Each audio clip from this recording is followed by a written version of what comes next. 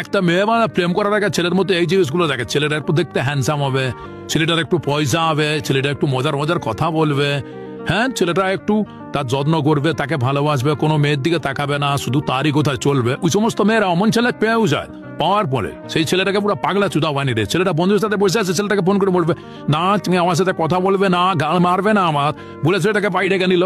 আর বন্ধুদের সাথে ছেলেটা ধীরে ধীরে রিলেশনটা খারাপ হতে চললো। কোনো মেয়ের দিকেও সে ছেলেটা তাকালো না, ভাবলো ওই মেয়েটা একাই বিয়ে করবো, ওকে নিয়ে সংসার করবো।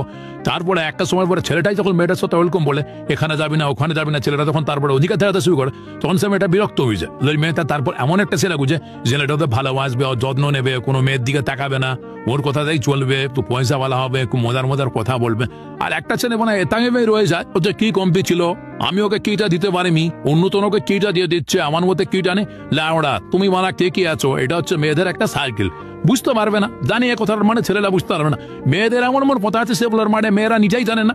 একটা মেয়ে বিয়ের আগে থেকে ভেবে নেয় যে সে বিয়ের পর স্বামীর সাথে আলাদা থাকবে, তারপর বিয়ের পর তার স্বামী যখন তাকে ফ্যামিলির সাথে রাখে, সে মেয়েটা তার স্বামীকে কিছু বলে না, এমন পরিস্থিতি তৈরি করে যাতে তার স্বামী তাকে আলাদা রাখতে বাধ্য হয়। তারপর ওই মেয়েটাই বাবার বাড়িতে গিয়ে তার ভাইকে বাবা মার সাথে বসে একসাথে থাকার জন্য জ্ঞান ঠুলায়। ঠিক আছে ভাই, মেয়েদেরকে বুঝতে দাও না, পুরো চুদে যাবে।